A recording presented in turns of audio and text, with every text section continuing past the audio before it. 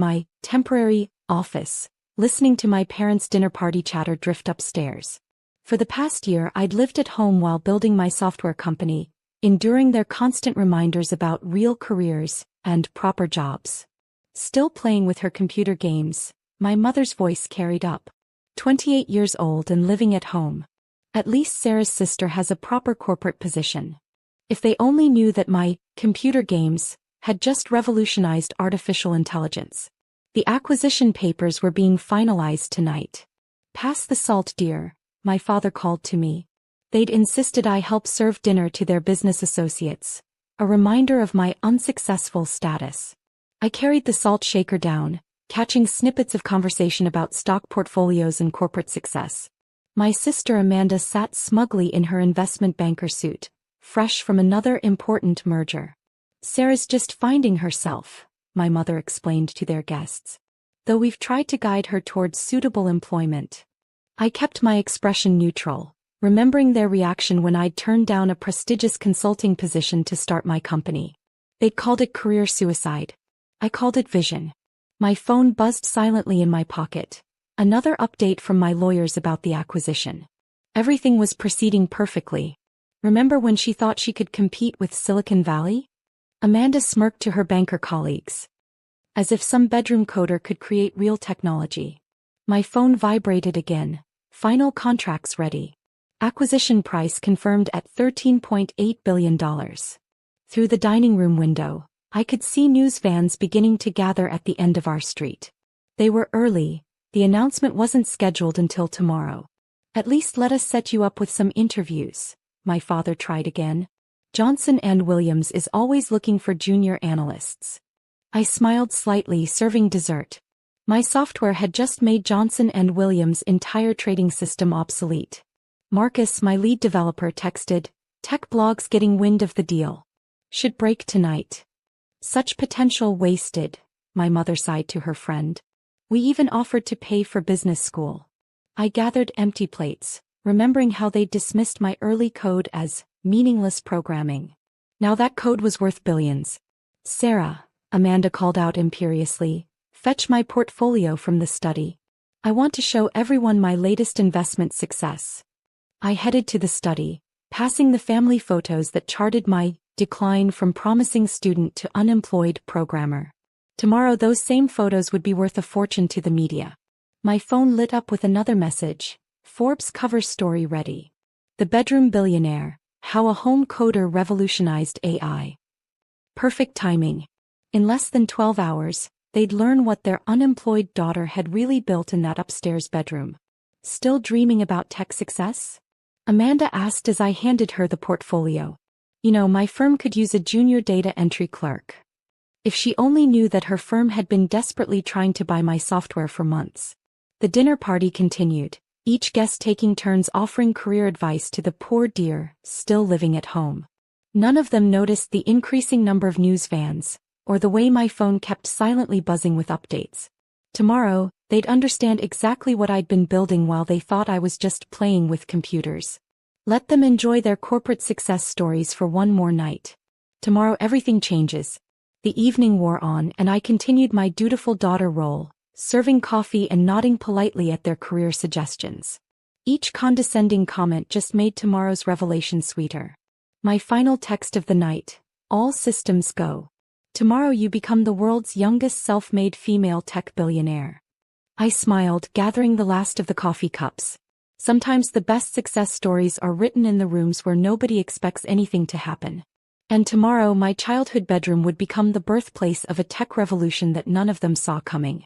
The next morning I sat at my little desk in my bedroom, watching CNBC prepare to announce the biggest tech acquisition of the year.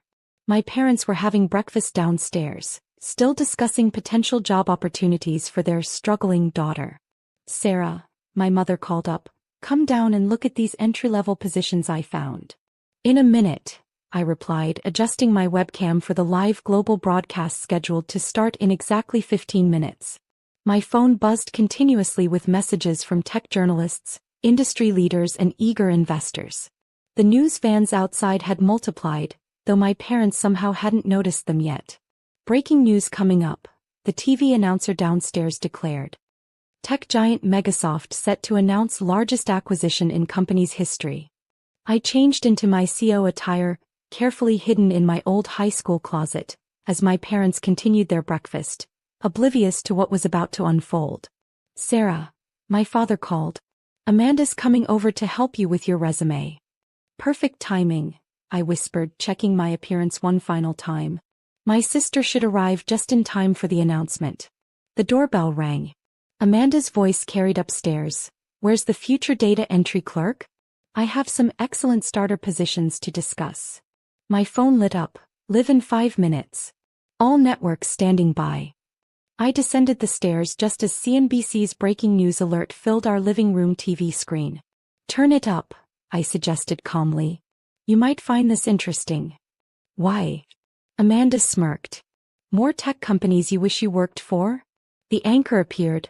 Breaking news in the technology world. Megasoft has just acquired AI startup Nova Systems for a staggering $13.8 billion, making its founder the youngest self-made female tech billionaire in history. My mother reached for the remote. "Sarah, we don't need to watch things that'll just discourage." She froze as my photo appeared on screen. Nova Systems, founded by 28-year-old Sarah Chin, has revolutionized artificial intelligence with its groundbreaking neural network technology. The resume in Amanda's hands slipped to the floor. That's impossible," my father whispered. "Actually," I smiled, straightening my suit jacket, "it's been quite possible for about." I checked my watch, 12 hours now. My phone buzzed again. "Live interview in 2 minutes. But you've been living here," my mother stammered. "Playing with your computer. Running a multi-billion-dollar company," I corrected gently. "That little program you heard me working on? Just sold for more money than Amanda's entire bank manages." Amanda sank into a chair. "The data entry position won't be necessary," I smiled. "Though I am hiring. Senior positions only, I'm afraid. Need quite a bit of experience to work with our technology." The TV switched to a live feed from my bedroom. And now, live from Nova Systems' original headquarters, we're joined by founder and CEO Sarah Chin. "Excuse me," I said to my stunned family. "I have a global broadcast to do." I walked back upstairs, leaving them staring at the TV as their unemployed daughter began explaining how she'd revolutionized artificial intelligence from her childhood bedroom. "Miss Chin," the anchor asked, "how does it feel to become the youngest female tech billionaire in history?" I glanced at my bedroom door where my family now huddled, watching in shock. "It feels like validation," I replied smoothly. "Sometimes the biggest innovations come from unexpected places, even a bedroom office where nobody expected anything important to happen." My mother clutched her coffee cup. "All those nights we thought she was just playing with computers?" I finished, smiling directly into the camera. "I was building something revolutionary. Though I did appreciate the free rent while becoming a billionaire." The interviews continued all morning. My family remained frozen in place, watching as industry titans praised my innovation, as stock markets reacted to the acquisition, as their daughter's hobby was revealed as a tech revolution. "The coding noises," my father said faintly, "from your room at night, were worth about $1 million per keystroke," I confirmed between broadcasts. "By the way, I'll need to convert my bedroom into a temporary satellite office. The main campus won't be ready for a few weeks." Amanda stared at her corporate portfolio, now worth less than 1 minute of my company's revenue.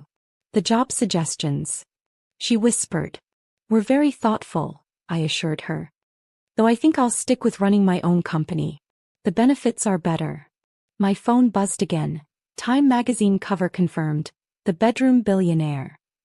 1 month later, my childhood bedroom had transformed into a high-tech command center. Screens covered the walls where boy band posters once hung, displaying real-time data from Nova Systems' global operations. My little computer desk had been replaced by a workstation worth more than my parents' house. "Miss Chin," my assistant entered, "your sister is here. She's been waiting in your old living room for an hour." I checked the security feed we'd installed.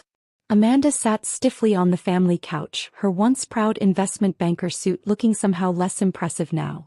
Her portfolio briefcase, the one she'd used to taunt me with job prospects, sat untouched beside her.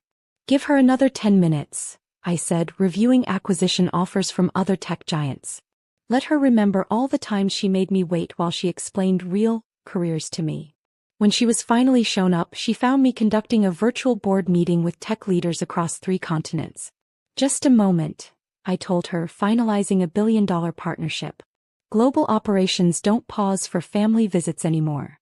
Amanda watched silently as I directed international teams, approved revolutionary projects, and casually declined acquisition offers larger than her bank's total assets.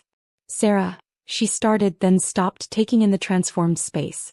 This is different from the hobby room you remember? I smiled, closing my holographic displays. Amazing what a few $1 billion can do to a bedroom.